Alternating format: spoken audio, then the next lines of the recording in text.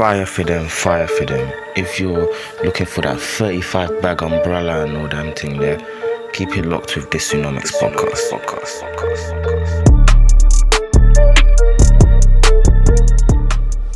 Yo, what's going on, people? Monday morning news, let's get straight into it.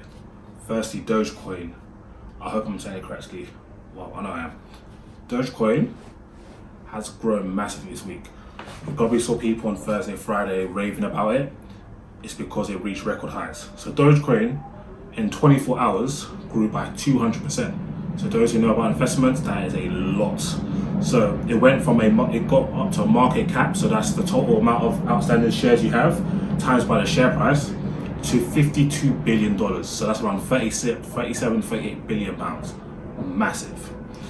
In a week, it skyrocketed as much as 550%. So if you had some money in Dogecoin before this week, you are laughing. It grew so much that its market cap is now bigger, pardon me, than big banks such as Barclays and Lloyds. That's how massive the interest in Dogecoin has been recently.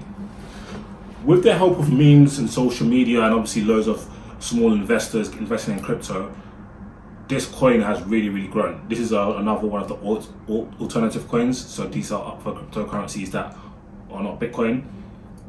And Dogecoin was initially created as a joke. That's the irony. So if you take Jackson Palmer and Billy Marcus in 2013, so about 8 years ago, they created, for like half of the year, they created Dogecoin as a joke. Around those times, I think it's the Shiba Inu dog was a meme, and they used this as a funny joke, just to kind of like take the mick and satiric type comedy with regards to alternative coins, because there are so many different coins. As we see now, there's so many different coins in the market. And funny enough, it's really blown up. You've even got Elon Musk, who's tweeting about Dogecoin, and obviously that short its price jump. So Dogecoin ended 2020 in less than half a penny per Doge. So think about it, each coin, it wasn't even worth a penny that you drop out your pocket, or a penny that you get when you try to buy a cheeseburger. They give you 99p back. Or was it £1.09? I can't remember. So according to price, so this is according to CoinDesk price index. However, at the start of 2021, it soared up more than 800%. As Reddit users also pumped money into it. So remember when they were pumping money into AMC and GameStop? Dogecoin was another one of the ones that was getting these massive pumps. And of course, in February, Elon Musk tweeted about it, which gave it another massive pump. Right now, Dogecoin, remember I said before, it was worth like less than a penny. So half a penny, that would have been even less in cents wise. It's now worth 31 cents. So that's about 20 pence. So remember, from half a penny, that was 20 pence. That's a massive increase. And of course, CoinDesk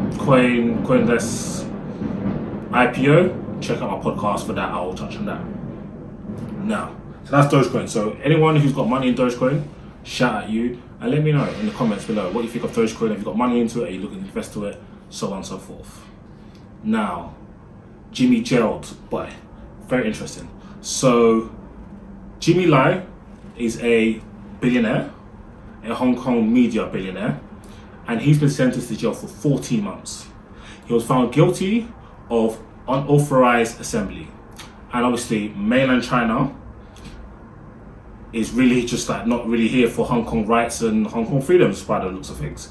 And he's not the only one, several other people have been convicted. He was sentenced for 12 months for the 18th of August demonstration and a further 8 months for the 31st of August demonstration. The judge knocked off 2 years and decided to combine the two. He is still facing 6 other charges. That's the mad thing. This is just one of the charges you get. He's still got a further 6 charges, and 2 come from the new national security law inscripted by China, which is a new legislation that can actually sentence you to a maximum of life in prison. It's not a joke. This law essentially criminalizes secession and subversion. So what is secession? Secession is a withdrawal of a group from a larger entity, especially a political party. So if you're trying to, so essentially you cannot, if you are seen to be pro and engage in activities that will withdraw Hong Kong from mainland China, from the People's Republic of China, you can be hit with this law and potentially face life in prison. Mr. Lai was arrested, I think in August. hundreds, of officers raided up into his news corporation, seized stuff, arrested people. Speaking to BBC, like I think this was last August, he said this was just the beginning. There'll be a long fight ahead for Hong Kong's freedom. He added, he's a prominent pro-democracy voice and support of protests which erupted last year. Obviously, media company Apple Daily are one of the most read newspapers, and him and 9 other activists were jailed in that time period. So, pro-democracy campaigners were already found guilty of unauthorized assembly earlier this month, and the defense team argued that freedom of assembly is protected under Hong Kong Constitution. However, the prosecutors, they argued that the freedom of assembly, while granted in the Constitution, was not absolute in Hong Kong. So they said, yeah, you can to a certain degree, but not this way. So some background, Hong Kong in fact was a former British colony. It was taken over for a few years during the World War by Japan. It went back and forth to China. And in 1997, essentially, there was a document signed to release Hong Kong from British rule, essentially to Chinese rule. So this was a paper, and it states that obviously, Hong Kong is now under really the stewardship of the People's Republic of China, but they are to have a high degree of autonomy. This, people may remember from one of my lockdown posts that Britain are opening doors to tens of thousands of people from Hong Kong to migrate to the UK due to all the stuff that's happening during the coronavirus period. Well, the protests essentially started when there were plans to start extraditing people to mainland China. And people in Hong Kong were saying no. People feared that this endangered the people who are against the People's Republic of China in terms of having somewhat ownership over Hong Kong.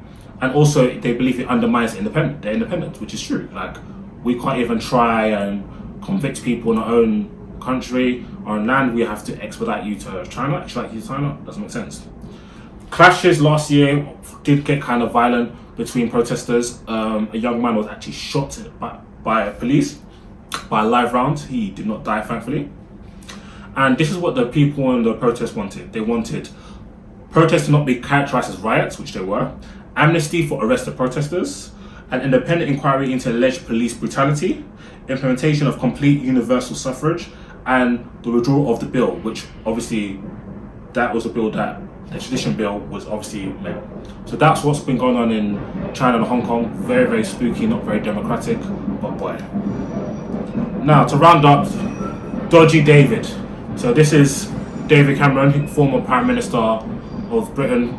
He was the leader of the Conservative Party from 2010 when he won the election, beating Gordon Brown, and he left in June 2016, when he lost the referendum because he thought, obviously, the country's going to vote in favour of being in the European Union, and that was meant to be like his legacy play. Yeah, gave the country a referendum, but then he vowed to resign if this referendum went against him, which he did, and he bounced.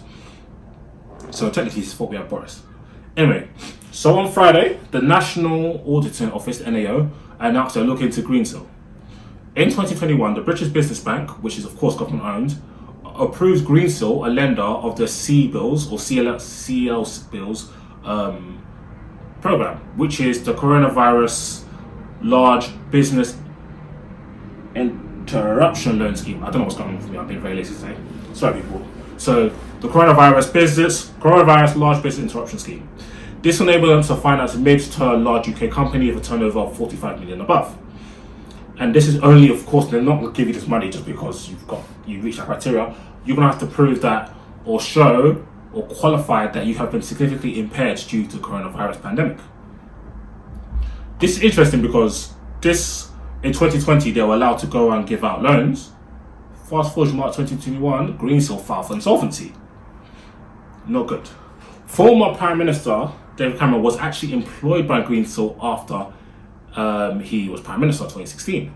And on behalf of Greensill, he's been caught, or it's been found that he was in contact with our current Chancellor Rishi Sunak and 2 other key Treasury ministers to try to really lobby them into accepting Greensill for something else, which was a COVID corporate financing facility. This is where you can get access to government loans or government or Bank of England backed loans due to coronavirus. So it's not the same as the C bills or BBS or whatever. This, of course, got rejected, but it looks spooky because they got their CO bills, and 9 months later, man, done it. So that's on the investigation by NAO. There's a lot of pressure on David Cameron, and this comes in a week where I think allegedly Health Sec again, Matt Hancock, it might have been his sister who got granted a government contract. So, and we talk about Priti Patel's department's expenses. There's a lot of scrutiny to some of the dealings, and we're kind of seeing signs of some really, really shady handlings of public money. So definitely watch your space. Yeah, so that's it for this week. People, please check in. Make sure you subscribe. Tell your friends to subscribe. Please comment. I don't really get that many comments. Like, tell me what you think. You know what I mean? Tell me what topics you want me to cover, what you want to see on YouTube, all that type of stuff. And until next week, peace and blessings.